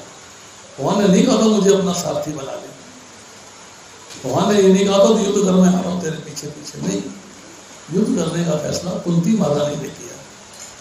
कुंती महारानी कहती है जब द्रौपदी का चीरहरण होता है और भगवान कृष्ण को कैद करने का प्रयास किया जाता है, तब कुंती महारानी कहती है जाओ मेरे पुत्र भीम, इसकी गदा हर समय शत्रु का वध करने के लिए तैयार रहती है, मेरा पुत्र अर्जुन, इसका गंभीर शत्रुओं में शस्त्र बरसाने के लिए तैयार रहता है, तीर बरसाने के लिए तैयार रहता है, उनको संदेश दे दो, जिस कार्य के लिए शत्राणी पुत्र को जन्म देती है वो कार्य पूरा करने का समय आ गया है, अभी युद्ध होगा। भगवान ने युद्ध नहीं करा है, पूरी भगवत गीता में भगवान ने अर्जुन को उसके कर्तव्य का बोध कराया, तेरी ड्यूटी क्या है, तेरी ड्यूटी क्या है ये बताया। कहते उत्तिष्ठ भारत, जगह जगह इस्तेमाल हुआ है उत्तिष्ठ भारत, उठो और युद्ध करो, मीन्स परफॉर्म योर ड्यूटी। युद्ध करने का मतलब क्या है यहाँ पर कि अपने कर्तव्य का वहन करो, अपनी ड्यूटी को करो, अपनी ड्यूटी को परफॉर्म करो। यहाँ जो है जब करुणा से अभिभूत हो गया है तो उसमें शोक के लक्षण प्रकट हो जाते हैं। शोक आज भी होता है, अगर हम दुखी होते हैं, हम शोक में होते हैं तो हमारे अंदर जो है कुछ लक्षण प्रकट होते हैं। लक्षण क्या प्रकट होते हैं, तो यहाँ पर 8 चिन्ह बताए गए हैं शोक के। वो 8 चिन्ह आज भी अगर आप ध्यान से देखेंगे तो हमारे अंदर भी आते हैं। चिन्ह क्या है, नंबर 1 अंगों का शिथिल हो जाना, ढीले पड़ जाने, सारे अंग ढीले पड़ जाने। नंबर 2 मुंह का सूख जाना। नंबर 3 शरीर में कंपकपी आ जानी। नंबर 4 रोंगटे खड़े हो जाने। नंबर 5 आप जो कार्य कर रहे हो कार्य करने में असमर्थ हो जाते हैं। जैसे अर्जुन के पास गांडीव था तो गांडीव उसके हाथ से सरक रहा था, उसके बाद उसको जो है त्वचा का जलना, आपको लगता है सारी त्वचा आपकी जल रही है, मन भ्रमित हो रहा है, खड़ा होने में असमर्थ हूँ, मुझे अमंगल ही अमंगल दिखाई दे रहे। कोई कह रहा है कि हे कृष्ण, इस प्रकार युद्ध की इच्छा रखने वाले अपने मित्रों तथा संबंधियों को अपने समक्ष उपस्थित देखकर मेरे शरीर के अंदर कांप रहे हैं, मेरा मुख सूखा जा रहा है, मेरा सारा शरीर कांप रहा है, मेरे रोंगटे खड़े हो रहे हैं, मेरा कांटी धनुष मेरे हाथ से सरक रहा है, मेरी त्वचा जल रही है, मैं और अधिक खड़ा होने में असमर्थ हूँ, मैं अपने को भूल रहा हूँ, मेरा सर चकरा रहा है कृष्ण, जो तो केवल अमंगल के कारण दिखाई दे रहे हैं। अमंगल का मतलब ये है कि अब आपको जो है कुछ भी समझ में नहीं आ रहा, पता लग रहा है कि सब यहाँ पर अशुभ ही अशुभ होने वाला है, शुभ नहीं होने वाला है। अब यहाँ जो कुछ भी होगा वो अशुभ ही अशुभ होगा। अब देखिए इसमें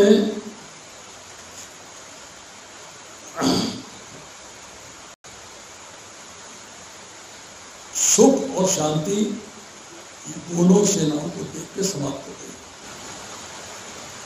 अब उसके मन में दुख आ रहा है, अंताप आ रहा है, अशांति आ रही है। चिंता का अवगुण क्या है? चिंता का अवगुण क्या है? शास्त्र कहता है चिंता और चिता दोनों में एक बिंदु का अंतर है, एक बिंदु का एक डॉट लग जाता है ऊपर, तो चिता जो है चिंता बन जाती है। चिंता चिता समाप्तवा बिंदु मात्र विशेषता सजीवम कहते चिता निर्जीवम कहते चिता। जो चिंता है वो जिद्दा को जलाती है, जिंदा को जलाती है, और जो चिता है वो जब मृत्यु को व्यक्ति प्राप्त कर लेता है, निर्जीव हो जाता है, तो उसको जो है जलाती है। इसलिए चिंता नहीं करनी चाहिए, चिंता से मुक्त रहना चाहिए। अब आती है श्लोक संख्या 31। इस युद्ध में अपने ही स्वजनों का वध करने से ना तो मुझे कोई अच्छाई दिखती है, ना ही कृष्ण उनसे किसी प्रकार की विजय राज्य या सुख की इच्छा रखता है। इसमें भक्त का गुण बताया गया है कि भक्त का भी गुण होता है। भक्त का गुण क्या है? परा दुखा दुखी, दूसरे के दुख में दुखी होना एक भक्त का गुण है। वैष्णव का गुण है दूसरे के दुख में दुखी होना। हमें क्या दुख है? आपको क्या दुख है? हम क्यों आपके लिए दुखी हो रहे हैं? क्या दुख है आपको? हम दूर करने की कोशिश कर रहे हैं। मैं कथा करके, प्रभु जी कथा का अरेंजमेंट करके आपका क्या दुख दूर कर रहे हैं? तो दूर हो रहा है आपका दुख? क्या दुख दूर हो रहा है? हम परा दुखा दुखी हैं, दूसरे के दुख में दुखी हैं। आपको दुख तो मुझे पता नहीं आपका क्या दुख है। अब वो क्या दुख है मुझे पता क्या? आपके दुख का मुझे पता क्या? दुख का ही नहीं पता तो मैं दूर क्या करूँ? वो प्रभु जी क्या दूर कर रहे हैं? वो पीछे प्रभु जी बैठे क्या दूर कर रहे हैं? माता जी बैठी क्या दूर कर रही है? मैं आपका क्या दुख दूर कर रहा हूँ? एक दुख शाश्वत है, हर एक के साथ है, कोई उसे बचा नहीं। वो क्या दुख है? जन्म मृत्यु जरा व्याधि दुख पुरुषानु दर्शनम। 13वां अध्याय में यहाँ पे चर्चा है। जन्म होना, मृत्यु आनी, बुढ़ापा आना तुम्हारी आनी, और पुनरअपि जन्मम पुनरअपि मरणम, बार बार जन्म होना, बार बार मृत्यु आनी, इससे बड़ा दुख और कोई नहीं है। और हम जो अरेंजमेंट्स कर रहे हैं आपके उस दुख को दूर करने की कोशिश कर रहे हैं, क्योंकि भगवान कहते हैं आप ब्रह्म भुवनालोका पुनर्वर्तनो अर्जुना माम प्रत्यादकुंते पुनर्संराधिते थे कि इस जगत में उच्चतम लोक ब्रह्मा जी का, निम्नतम लोक पाताल, सारे के सारे लोग दुखों के कारण। दुख क्या है? जन्म तथा मृत्यु का चक्र। तो हे कुंती पुत्र, जो मेरे धाम को प्राप्त कर लेता है उसका पुनर्जन्म नहीं होता। तो जब जन्म नहीं होता तो मृत्यु नहीं होती, जन्म नहीं होता तो बुढ़ापा नहीं आता, जन्म नहीं होता तो बीमारी नहीं आती। उसका पुनर्जन्म नहीं होगा। उस दुख को दूर करने का प्रयास कर रहे हैं। आपके हाथ में दर्द है, आपके पैर में दर्द है, आपके सर में दर्द है, उस दुख को दूर नहीं कर रहे। पर जो मुख्य दुख है, जन्म मृत्यु जरा व्याधि, उसको दूर करने का प्रयास कर रहे हैं। उपदेश के द्वारा, अरेंजमेंट्स के द्वारा, मैनेजमेंट के द्वारा आपको निमंत्रित करके, प्रसाद खिला के, भगवान के दर्शन करा के, कथा सुना के, ज्ञान प्राप्त करके, हृदय का शुद्धिकरण करा के आपको दिया जा रहा है कि आपका ये दुख कैसे दूर हो सकता है। दूर करने का उपाय बताया जा रहा है। श्रवणम कीर्तनम विष्णु स्मरणम पाठ सेवनम अर्चनम वंदनम दास्यम साथ आत्मनिवेदनम। आप इस तरह भगवान की प्रेम की सेवा करिए, श्रवण करिए, कथा सुनिए, जप करिए, सारे कार्य करिए, तो आप जो है इस दुख से छुटकारा पाने में सक्षम हो। ये पर्पस है। तो यहाँ पर जो है भक्त की क्वालिटी क्या है, जो परामुखा दुखी है, तो यहाँ भक्त की क्वालिटी क्या आ रही है कि मैं अपने स्वजनों का वध करने से मुझे कोई अच्छाई नहीं दिख रही है। मेरे सब संबंधी हैं, रिश्तेदार हैं, नातेदार हैं, मित्र हैं, इनका वध हो जाएगा, मुझे क्या अच्छा दिखाई दे रहा है। नहीं, मैं नहीं करता। I don't fight. हे कृष्ण, मैं उनसे किसी प्रकार की विजय, राज्य या सुख की इच्छा रखता हूं। मुझे इच्छा नहीं है। सुख किससे मिलेगा? सब तो मर जाएंगे। भोगूं किसके साथ? भोगना किसके साथ है?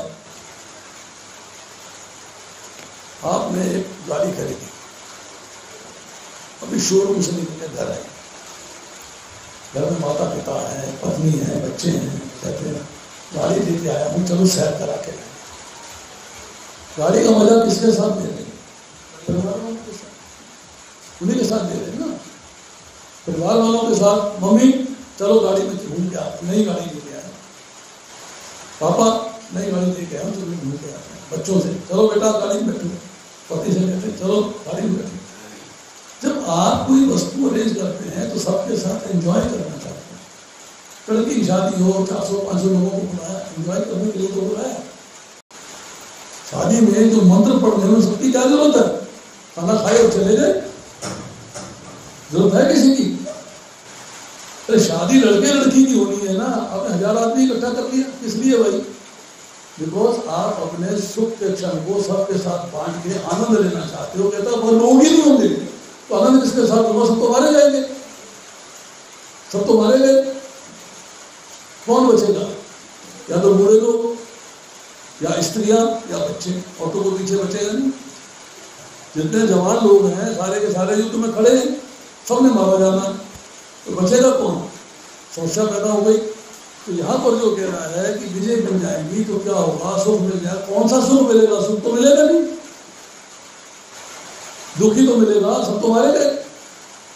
सुख की प्राप्ति कहाँ होगी? उसके बाद 32वें, 33वें, 34वें, 35वें श्लोक में कहते हैं, हे गोविंद, हमें राज्य, सुख अथवा इस जीवन से क्या लाभ? मैं युद्ध में खड़ा हो गया हूं, फायदा क्या है? राज्य मिल गया तो मैं किसके साथ भोगूंगा? सुख मिल गया तो किसके साथ एंजॉय करूंगा? जीवन मेरे को मिल गया, मैं बच गया, तो बचने का फायदा क्या है? एंजॉय करने के लिए लोग तो है नहीं, ना संगी है, ना साथी है, ना मेरे मित्र है, ना कुछ कोई है ही नहीं मेरे पास। किसके साथ एंजॉय करूंगा? क्योंकि जिन सारे लोगों के लिए हम उन्हें चाहते हैं वे शुद्ध भूमि में खड़े हैं। जैसे मैंने आपको बताया कि we want to enjoy with relatives, तो सब सारे लोग मरने वाले हैं, सब तो मर जाएंगे, तो मैं एंजॉय किसके साथ करूंगा? हे मधुसूदन, मधु नामक असुर का भगवान ने वध किया, इसलिए मधुसूदन कहलाते हैं। जब गुरुजन, पितृगण, पुत्रगण, पितामह, मामा, ससुर, पौत्रगण, सारे तथा अन्य सारे संबंधी अपना अपना धन एवं प्राण देने के लिए तत्पर है, मेरे समक्ष खड़े हैं, फिर मैं इन्हें क्यों मारना चाहूँ? मैं अपने संबंधी को क्यों मारना चाहूँ? वाई? रिश्तेदार हैं मेरे, बंधु हैं मेरे, नातेदार हैं, संबंधी हैं, इनको मैं मार दूं तो राज्य किसके साथ भोगूंगा? एंजॉय किसके साथ करूंगा? तो राज्य में लोग ही नहीं होंगे तो एंजॉयमेंट क्या होगी? आनंद कैसे आएगा? कहते हैं, अब वो कहता है वो मुझे मार दे, मुझे मंजूर है, ना मैं रहूंगा, ना दुख देखूंगा, ना रहूंगा, ना कष्ट देखूंगा, ना रहूंगा, ना समस्याएं देखूंगा। समस्याएं भी आगे बताएगा, आगे जो है सारी समस्याएं बताएगा। मुझे तो कुछ देखना ही नहीं, क्या फायदा, जीवन का लाभ क्या है, जीने का फायदा क्या है, क्या मुझे प्राप्त हुआ, क्या मुझे प्राप्ति होगी। भले ही मुझे क्यों न मार डाले जीवों के पालक, मैं उन सबों से लड़ने को तैयार नहीं हूँ। अब देखिए, अब जब करुणा जागृत हुई है, हाथ पैर कांपने लगे हैं, मुख सूखने लगा है, गांधी सरकने लगा, अमंगल ही अमंगल दिखाई, अब विचार क्या आ रहा है, लड़ने का फायदा नहीं है, लड़ने का फायदा नहीं है, लड़ाई छोड़ दो, निकल जाओ यहाँ से। कहता भले ही बदले में मुझे तीनों लोग क्यों ना मिलते हो, पृथ्वी की तो बात छोड़ दे, लखरत राष्ट्र के पुत्रों को मारकर हमें कौन सी प्रसन्नता मिलेगी, व्हाट हैप्पीनेस। है तो चाहे ठीक है, उन्होंने मेरे साथ बहुत बुरा किया, भीख नोटिस दिया, वालावत के ग्रह में जलाया गया, बहुत सारे कार्य किए, परंतु है तो फिर भी संबंधी, है तो रिश्तेदार, तो मुझे क्या आवश्यकता है करने की, why should I do it, क्यों मैं ऐसे करूं, किस लिए मैं ऐसे करूं। इसलिए जो है वो उससे छुटकारा चाहता है, क्योंकि भगवान कहते हैं कि 3 तरह की दिक्कतें आती हैं, नरक के 3 द्वार हैं, सूर्य में ध्यान बताते हैं, काम क्रोध और लोभ। काम क्रोध और लोभ मतलब आपने कामना करी राज्य प्राप्त करने की, लोभ हो गया मुझे राज्य मिल जाए तो मैं एंजॉय करूं, और क्रोध आएगा जब राज्य की प्राप्ति नहीं होगी तो क्रोध आएगा। कहते तीनों नरक के द्वार हैं। अब आपके पास कामना के अंदर 2 तरह के कार्य होते हैं, एक है कि आपकी डिजायर फुलफिल हो जाए, कामनाओं की पूर्ति हो जाए, जिस चीज़ की कामना करते हैं, टीवी चाहिए टीवी मिल जाए, मोबाइल चाहिए मोबाइल मिल जाए, फोन चाहिए फोन, जो भी मिल जाए, जो चीज़ चाहिए उसकी प्राप्ति हो जाए। और दूसरा है जो चीज़ मेरे लिए बेकार है, जो मेरे को नुकसान दे रही है, उससे छुटकारा मिल जाए, वो भी कामना है। अरे छुट्टो फेंको उसको, कबाड़ी को बुलाओ, दे नहीं चाहिए। 2 तरह की कामना है, एक प्राप्त करने की, एक निवृत्ति की, एक छोड़ने की। अब आप जो है जो प्राप्त करने की कामना है, तो उसमें आपके पास फिर 2 चीजें आती हैं। एक है जमा करना, कल इस्तेमाल करेंगे, परसों इस्तेमाल करेंगे, फिर इस्तेमाल करेंगे, संभाल के रख लो, संग्रह कर लो। और दूसरी बात क्या आती है कि जो मिला है उसको भोग लो, सुख प्राप्त कर लो, एंजॉय कर लो, उसको एंजॉय कर लो। अब अगर जो है इस दोनों कामों में, संग्रह करने वाले में भी और एंजॉय करने वाले में भी बाधा लगती है, रुकावट आती है, तो आपको क्रोध आता है, तब आपको गुस्सा आता है। इसी तरह जो बुरी चीज़ें हैं, जो बेकार की चीज़ें हैं, जो आपके इस्तेमाल की चीज़ें नहीं हैं, जो आपको जीवन में दुख दे रही है, कष्ट दे रही है, उनसे छुटकारा नहीं मिलता है, तब भी क्रोध आता है। जब पीछे ही पड़ गई, छूटती नहीं, पीछे ही पड़ गया, छोड़ता नहीं, तो क्रोध आता है। अब वो कह रहा है कि मैं सब कुछ छोड़ के युद्ध नहीं करना चाहता, I don't want to fight, मेरा युद्ध करने में कोई इंटरेस्ट नहीं। मन में भाव आ गया, और मन में भाव तो आ गया है, परंतु प्रश्न ये है कि उस भाव को प्रैक्टिकल में कैसे लाया जाए। भगवान की सेवा का भाव किसी व्यक्ति के मन में आ जाता है, मुझे भगवान की सेवा करनी चाहिए, वो सेवा करनी कैसे है, वो प्रैक्टिकल कौन सिखाएगा। somebody has to teach। आपको सेवा करनी आती है, पता है, किससे सीखोगे, भगवान के सेवक से सीखोगे, भक्त से सीखोगे।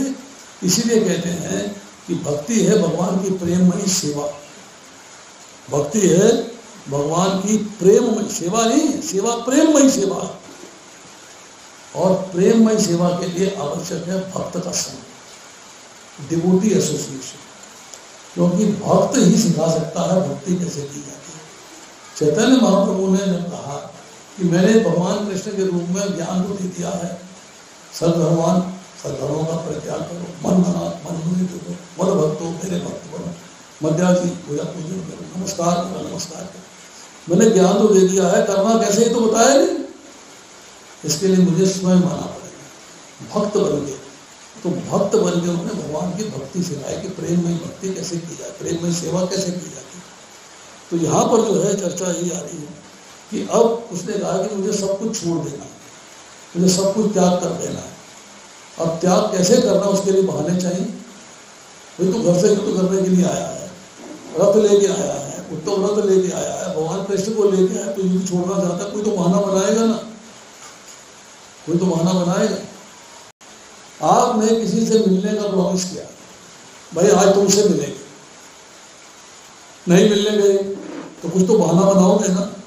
बारिश आ गई थी, मेहमान आ गए थे, पेट में दर्द हो गया था, सर दर्द हो गया था, मैं नहीं निकल पाया, गाड़ी नहीं थी, कोई तो बहाना बनाओगे ना, क्यों नहीं मिलने के, या युद्ध करने को रोकने के लिए बहाने बनाएंगे। तो अब अर्जुन क्या कहता है, यदि हम ऐसे आताइयों का वध करते हैं तो हम पर पाप चलेगा। अब समस्या पैदा हुई है। अब उसने बहाना बनाया है कि मैं क्यों युद्ध नहीं करना चाहता, क्यों नहीं करना चाहता, कि पाप चल जाए। हिंसा करने से पाप मिलता है, ये बात सत्य है। किसी को मारते हैं तो पाप होता है, ये भी बात सत्य है। जो सब मारूंगा तो पाप चलेगा। अतः ये उचित नहीं होगा कि हम धृतराष्ट्र के पुत्रों तथा उनके मित्रों का वध करें। वध करने का मतलब है अपने पे पाप चढ़ाना, तो मैं अपने पे पाप नहीं चढ़ाना चाहता। इसलिए हे लक्ष्मीपति कृष्ण, इससे हमें क्या लाभ होगा और हम अपने ही कुटुंबियों को मारकर किस प्रकार सुखी हो सकते हैं। अब उसके मन में ये बात आ गई है कि हमने जो है अपने कुटुंबियों को नहीं मारना है। प्रभुपाद जी बहुत सुंदर बात लिख रहे हैं कि 6 प्रकार के आताई होते हैं, आग लगाने वाला, विष देने वाला, घातक हथियार से आक्रमण करने वाला, धन लूटने वाला, दूसरे की भूमि हड़पने वाला और पराई स्त्री का अपहरण करने वाला। 6 प्रकार के आताई। शास्त्र कहता है कि आताई को देखते ही उसका वध कर देना चाहिए। बड़ी टेक्निकल प्रॉब्लम है। 6 कार्य किए, वारणावत के लाक्षागृह में आग लगाई गई, भीम को विष दिया गया, हाथ में हथियार लेके लड़ने के लिए आए, जब भी अज्ञातवास में थे तो उनको मारने के लिए आ गए थे, लड़ने के लिए आ गए थे। उसके बाद द्रौपदी को जयद्रथ हक के ले गया था, द्रौपदी को ले गया था। उसके बाद आपका राज्य छीन लिया, जमीन छीन ली, आपका धन छीन लिया, आपको बेघर और बिना पैसे दे आपको वनवास दे दिया गया। ये 6 प्रकार के कार्य किए आताइयों ने। और देखते ही उनका जो है वध करना चाहिए, देखते ही वध कर देना चाहिए। They should be killed immediately. तो ये है अर्थशास्त्र, अपने स्वार्थ के लिए है, अपने फायदे के लिए है, इसलिए अर्थशास्त्र गया था।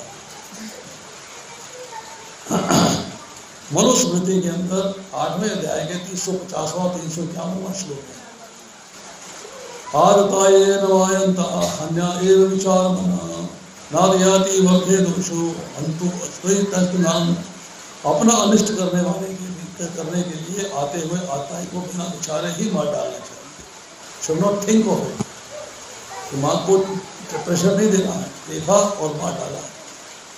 अगर आप ऐसे आताई को मार देते हैं तो आप पे कोई दोष नहीं होता, आप पे कोई दोष नहीं होता।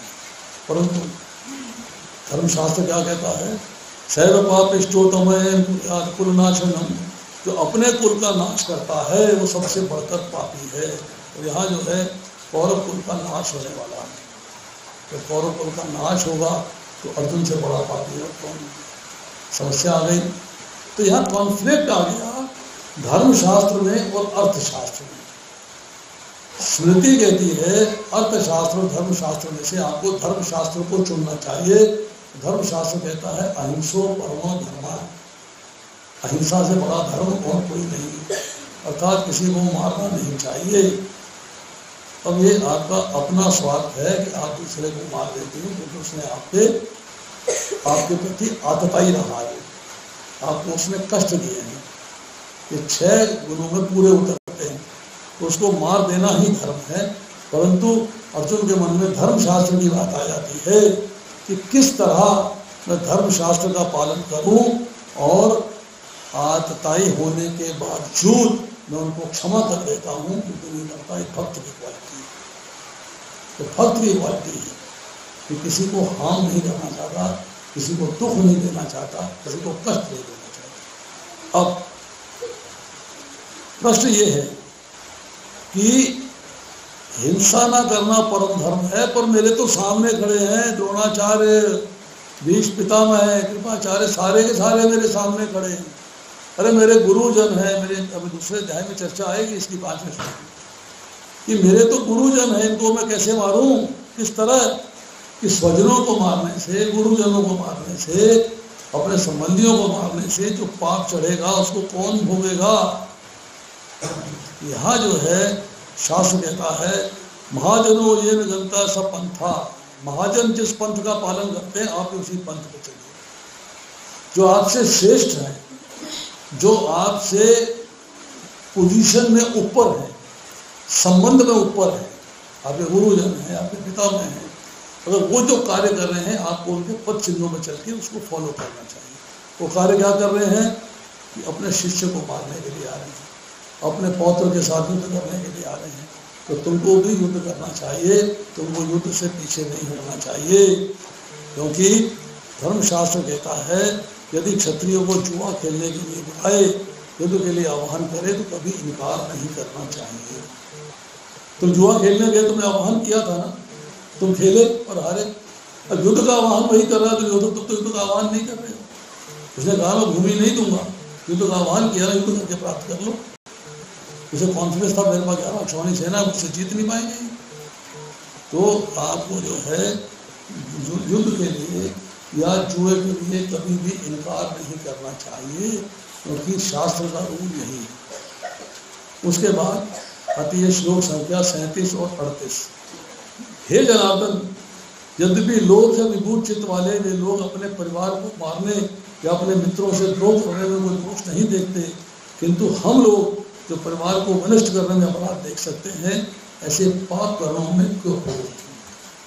फिर बात पाप की आ गई, मन में एक बात समा गई है पाप। उस पाप का छुटकारा भगवान ने किया है। तो भगवान ने इससे कहा है कि मैं तुझे सब प्रकार के पापों से मुक्त कर दूंगा, सब प्रकार के पापों से मुक्त कर दूंगा, तेरे पे कोई पाप नहीं रहेगा। क्यों? तो मेरी शरण है। सर्वधर्मान प्रत्येकम मामेकम शरणम व्रज, तो मेरी शरण में आ जाएगा, मैं तुझे सब प्रकार के पापों से मुक्त कर दूंगा। डू एज आई से।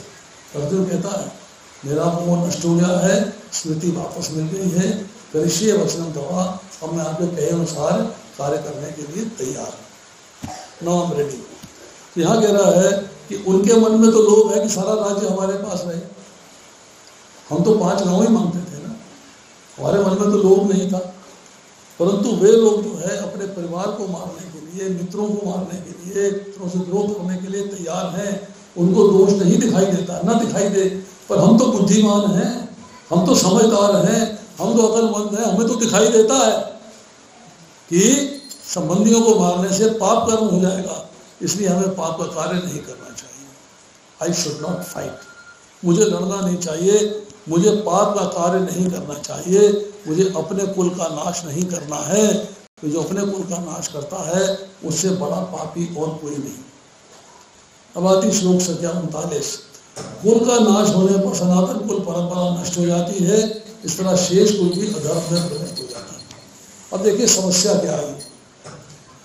महाभारत के युद्ध के बाद सारे एडल्ट्स, जवान मारे जा चुके, सबको मर जाना, नोबडी विल सर्वाइव। बचेगा कौन? स्त्रियां, बचेंगे बच्चे या बचेंगे बूढ़े। जब स्त्रियां जो हैं एक्सेस में हो जाएंगी, पति नहीं रहेंगे, तो वो गलत कार्य करेंगे, वो गलत कार्य करेंगे। उनका रिलेशनशिप जो है उच्च कोटि के वर्ग से हो जाएगा या निम्न कोटि के वर्ग से हो जाएगा। क्षत्रियों की स्त्रियां हैं, क्षत्रिय धर्म के तो लोग बचे नहीं, या तो शूद्रों के पास जाएंगी, वैश्यों के पास जाएंगी, तो दो चार ब्राह्मणों के पास भी चले जाएंगे। तो मतलब वर्ण संकर संतान उत्पन्न होगी, ये बात आगे आ रही है कि कुल धर्म जो है वो समाप्त हो जाएगा। अब कुल धर्म क्या है? अधर्म में प्रविष्ट हो गए। आपके कुल का धर्म क्या है? आप कुल में ना कुछ धर्मों का पालन करते हैं, जैसे कि जनेऊ संस्कार, नामकरण संस्कार, विवाह संस्कार, मृत्यु के समय का अंत्येष्टि संस्कार, मृत्यु के बाद के संस्कार। ये ज्ञान ही नहीं रहेगा, किसी को ज्ञान नहीं रहेगा तो सब नष्ट हो जाएगा, नथिंग विल सर्वाइव, कुछ नहीं बचेगा। इसलिए जो है सारे के सारे कारण बता दिया कि धर्म का नाश हो जाएगा अर्थात सनातन कुल परंपरा नष्ट हो जाएगी, शेष कुल भी अधर्म में प्रवृत्त हो जाएगा, मतलब धर्म का नाश हो जाएगा। अब धर्म जो है उसका नाश के समझना जरूरी है कि कौन से चीजें ऐसी हैं जिससे कि धर्म बचता, धर्म का बचाव कैसे होता है। अगर आप धार्मिक होना चाहते हैं, धर्म का पालन करना चाहते हैं, तो आपके लिए पहली बात है ईश्वर का भय होता है, भगवान का भय होता है। भगवान मेरे कर्मों को देख रहे हैं, मुझे उसका फल प्रदान करेंगे। आगे कहा है ना, कर्मण्येवाधिकारस्ते मा फलेषु कदाचन, तेरा कर्म करने का अधिकार है, फल देने का अधिकार मेरा है, तेरा फल प्राप्त करने का अधिकार नहीं, फल देने का अधिकार मेरा है। तो उसके अंदर होता है ईश्वर का भय। दूसरा, जब वो स्वाध्याय करता है, शास्त्र का ज्ञान प्राप्त करता है, किताबें पढ़ता है, वेद पढ़ता है, उपनिषद पढ़ता है, तो उसमें जो बातें बताई गई हैं उससे डर लगता है। नरक की प्राप्ति होगी, नरक में ये भोगना पड़ेगा, ये कार्य होंगे, निम्न योगियों की प्राप्ति होगी, असुर योगियों की प्राप्ति होगी, मतलब आपको जो है वो बातें डराती हैं, तो उसका डर लगता है। उसके बाद कुल की जो मर्यादा है, जो कुल के अंदर सिस्टम फॉलो किए जा रहे थे, उनको टूटने का डर है, और वो सिस्टम फॉलो नहीं होता। चौथा, राजा का कानून आपको डरा के रखता है। आज भी देश का कानून आपको डरा के रखता है, आप गलत कार्य नहीं करते हो तो राजा कानून आपको डराता है, धर्म के मार्ग पे चलते हो। और फिर अगर मैं अधर्म के मार्ग में चलूंगा, गलत कार्य करूंगा, तो शारीरिक कष्ट आ सकता है, आर्थिक कष्ट आ सकता है। उसकी वजह से जो परेशानी होती है वो आपको कंपेल करती है कि सीधे रास्ते चलो, सीधे रास्ते चलो, गलत रास्ते मत जाओ, सीधा रास्ता फॉलो करो, गलत रास्ते के ऊपर मत जाओ, मतलब आप अपने आप को बचा के रखते हैं। फिर कहते हैं 40वें श्लोक में, हे कृष्ण, जब कुल में अधर्म प्रमुख हो जाता है तो कुल की स्त्रियां दूषित हो जाती हैं, स्त्रीत्व के पतन से दृष्टि वंशी अवांछित संतानें उत्पन्न होती हैं। मतलब संतान होती है वर्ण संकर, और वर्ण संकर के साथ कुछ, संकर का मतलब क्या होता है, मिक्सचर, मिक्सचर। ब्राह्मण पति है, क्षत्रिय पत्नी है, तो वर्ण संकर हो गया, मतलब ब्राह्मण और क्षत्रिय का मिश्रण हो गया। क्षत्रिय और शूद्र, क्षत्रिय और वैश्य, वैश्य और शूद्र, शूद्र और ब्राह्मण, मतलब यह वर्ण संकर संतान होती है। पर इसके साथ जो है कुछ और भी संकर होते हैं। एक तो वर्ण संकर हो गया कि आप किसी वर्ण के ब्राह्मण का क्षत्रिय के साथ हो गया, ये वर्ण संकर हो गया।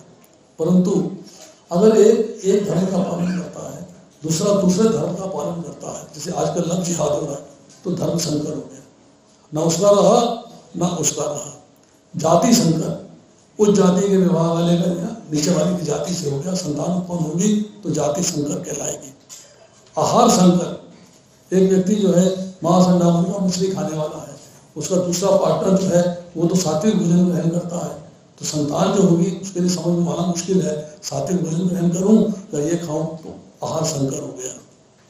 तो इस तरह फिर भाषा संकर, एक तमिल बोलता है, एक पंजाबी बोलता है, तो मिक्सचर हो गया, वो तमिल बोले पंजाबी बोले समझ में नहीं आती है, तो भाषा संकर हो गया।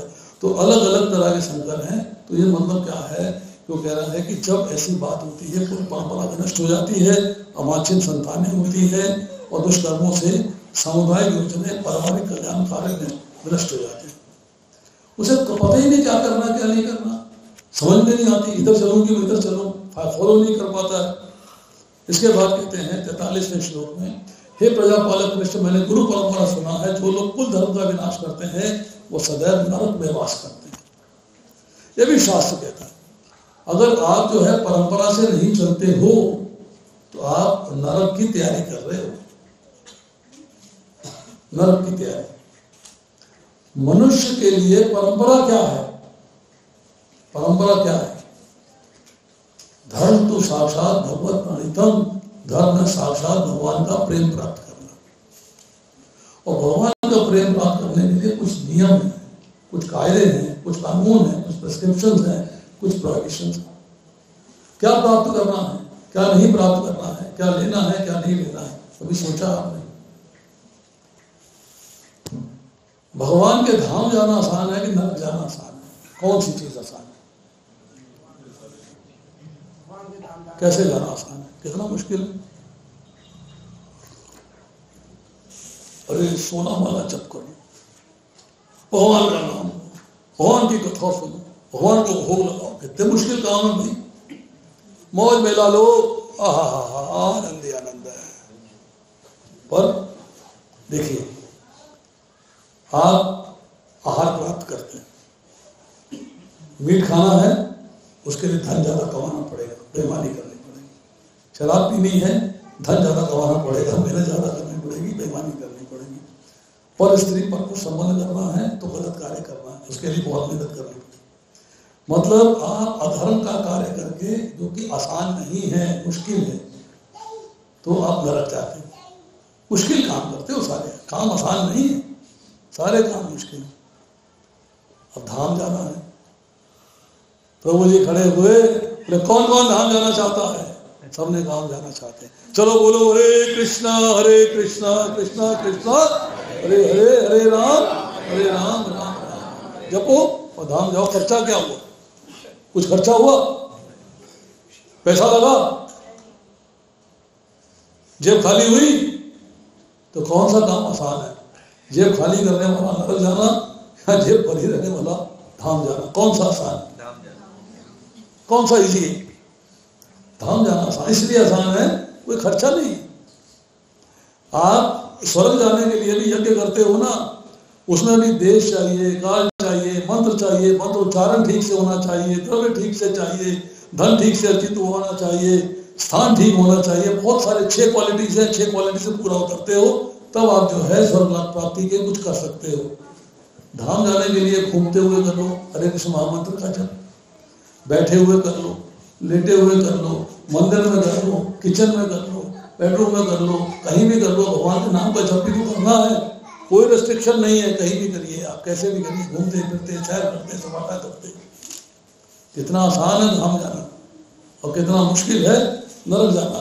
तो यहाँ क्या कह रहा है कि जो लोग कुल धर्म का विनाश करते हैं सदैव नरक में वास करते हैं। कुल धर्म का विनाश हुआ तो आपको नरक की प्राप्ति हो रही है। अब कहता है, ओह कितने आश्चर्य की बात है कि हम सब जघन्य पाप कर्म करने के लिए उद्यत हो रहे हैं। जघन्य means very very bad, very very bad, बहुत बुरा कार्य है, मार देना। असंख्य हत्याएं होंगी, अक्षौणी की अक्षौणी सेनाएं उड़ जाएंगी, वो कार्य करने जा रहे हैं, वो जघन्य कार्य है। राज्य सुख भोगने की इच्छा से प्रेरित होकर अपने संबंधियों को मारने पर तुले हैं। तो नरक नहीं मिलेगा तो क्या मिलेगा? नरक नहीं मिलेगा तो क्या मिलेगा? अर्जुन ये बहाने बना रहा है, ये भगवान को एक्सप्लेन करने की कोशिश कर रहा है कि नरक की प्राप्ति ऐसे होगी, मैं नरक नहीं जाना चाहता, मेरा इंटरेस्ट नरक जाने में नहीं। तो आप मुझे कह रहे हो युद्ध कर, मैं युद्ध नहीं करना चाहता, I don't want to fight. फिर कहता है, यदि शस्त्रधारी धृतराष्ट्र के पुत्र मुझ निहत्ते तथा रणभूमि में प्रतिरोध न करने वाले को मारे तो मेरे लिए श्रेयस्कर होगा। श्रेयस्कर की बात फिर आगे आएगी दूसरे अध्याय में, फिर चर्चा करेंगे। यक्षे निश्चितम वही समय। मेरे लिए श्रेयस्कर क्या है आप बताएं। यहाँ उसने अपना श्रेयस्कर खुद चुन लिया, भगवान ने से पूछा। यहाँ उसने खुद प्लान कर लिया कि मेरे लिए उचित क्या है, और उचित क्या है कि मैं धृतराष्ट्र के पुत्रों को नहीं मारूं। That is the best for me. मेरे लिए उचित है कि मैं धृतराष्ट्र के पुत्रों का वध नहीं करूं। तो मेरे लिए श्रेयस्कर है कि मैं युद्ध से पलायन कर जाऊं, मैं युद्ध से दूर हो जाऊं, मैं युद्ध को फॉलो नहीं करूं, युद्ध से परे हो जाऊं। और संजय बता रहे हैं धृतराष्ट्र को, संजय ने कहा, युद्ध भूमि में इस प्रकार कहकर अर्जुन ने अपना धनुष तथा बाण एक ओर रख दिया और शोक संतप्त चित्त से रथ के आसन पर बैठ गया। अश्रु है, आंखों में आंसू है, विचार आ रहा है, भावनाएं आ रही हैं, इमोशंस आ रहे हैं, सेंटिमेंट्स आ रहे हैं। अरे मैं क्या करने जा रहा हूँ, ये युद्ध करने जा रहा हूँ, क्या होगा, मुझे क्या मिलेगा? खाली कुछ संगी साथी नहीं एंजॉय करने के लिए, ये सब मारे जाएंगे। मैं ऐसा पाप कर्म क्यों करना चाहता हूँ? मैं ऐसा पाप क्यों करूं? किस लिए करूं? उसने जो है अब शोक आ चुका है, 8 लक्षण प्रकट हो चुके हैं। अब उसने अपना धनुष, वो गांडीव जो उसके पास था, उसने एक तरफ रख दिया है, और गांडीव को रखने के बाद उसने जो है शोक संतप्त हृदय से साइड में बैठ गया। उस गांडीव की क्वालिटी क्या है सुनिए। महाभारत के उद्योग पर्व में चर्चा आती है। अर्जुन स्वयं ब्रणला के रूप में उत्तर कुमार को बता रहे हैं गांडीव की क्वालिटीज क्या है। अर्जुन का प्रिय धनुष है। इस वक्त तो ब्रणला के रोल में है, अर्जुन के रोल में नहीं है। तो ब्रणला हमें बता रहे हैं ये गांडीव जो है अर्जुन का प्रिय धनुष है और 1 लाख शस्त्रों के समान बलशाली है। इतना बल है इसमें, सोने से मड़ा हुआ है। इससे देवताओं पर मनुष्यों पर विजय प्राप्त करी अर्जुन ने। निवात कवचादी लोगों को भी उसने हराया है, गंधर्वों को भी हराया है, देवताओं को भी हराया है। उसने इस गांडीव से बड़े बड़े युद्ध लड़े। खांडव वन को जलाते समय अग्निदेव ने वरुण से ये अर्जुन को दिलवाया था। खांडव वन की कथा मालूम है आपको, पिछली बार मैंने बताई थी कि जब अजीर्ण हो जाता है अग्निदेव को, पेट खराब हो जाता है, हवन की सामग्री ले लेके, घी ले लेके, तो वो चाहते हैं कि मैं कुछ औषधियां प्राप्त करूं खांडव वन से जो मेरी को ठीक कर सके।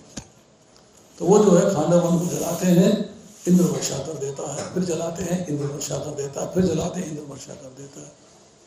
तब अर्जुन के पास रिक्वेस्ट आती है, अनुरोध आता है। अर्जुन जो है अपने पिता से युद्ध करके खांडव जल को जलाने का अरेंजमेंट करता है। अग्निदेव जब खांडव वन को जलाते हैं, उनका अजीर्ण दूर होता है, तब वो जो है अर्जुन से कहते हैं तुमको एक वरदान देना है। तो क्या देना है कि एक जो गांडीव धनुष है ये वरुण के पास है। तो अग्निदेव जो है वरुण देव से रिक्वेस्ट करते हैं कि आप इस गांडीव को अर्चित को दे दीजिएगा। तो गांडीव जो है अर्जुन को प्राप्त हो जाता है।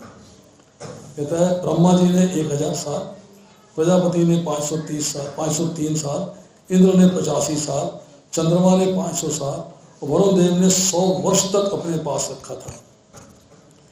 देवताओं, दानव, गंधर्वों ने इसे दीर्घ काल तक पूजा है और इसके द्वारा देवताओं से अर्जुन ने देवताओं के साथ सहयोग करते हुए दैत्यों पे, निवाकादि कवचवादी से और गंधर्वों पे विजय प्राप्त करी।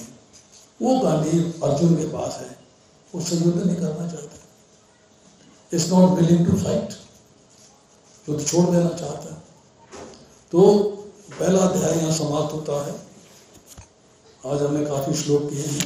मेरा आप सबसे अनुरोध है कि आप घर जाके पूरे पहले अध्याय को कम से कम 3 बार पढ़िए। पूरे परपट्स, पूरे अनुवाद, पूरे शब्दार्थ। 1 हफ्ता आपके पास है, 3 बार पढ़िएगा और 3 बार पढ़ने के बाद जो प्रश्न मन में उठे उनको कॉपी पर नोट कर लीजिए। फिर अगली बार जब हम आएंगे, अगर भगवान की कृपा हुई, हम ठीक ठाक रहे, तो फिर आपको प्रश्नों का उत्तर भी देंगे। आज जो प्रश्न उठते हैं आप पूछ सकते हो और पढ़िएगा ध्यान से, क्योंकि भगवद गीता को समाप्त करने के लिए थोड़ी सी फुर्ती दिखानी पड़ेगी। तो हम 1 श्लोक एक बार में करेंगे, 1 श्लोक एक बार में करेंगे, तो 700 श्लोक हैं। अब बताइए कितने दिन में खत्म होगी, कितने दिन में होगी? 700 लेक्चर्स में। और अगर महीने में 2 होते हैं, इसका मतलब है 700 श्लोकों करने के लिए आपको 350 महीने चाहिए। 350 महीने का मतलब कितना हुआ? 30 साल है क्या? कितने लोगों के पास है? मेरे पास तो नहीं, यही साल ना मुझे दिखाई दे रहा ये पता नहीं जीऊंगा कि नहीं जीऊंगा। तो इसलिए मेरा अनुरोध है कि आप पढ़ के आइएगा। हम जितने श्लोक हो सकेंगे उतने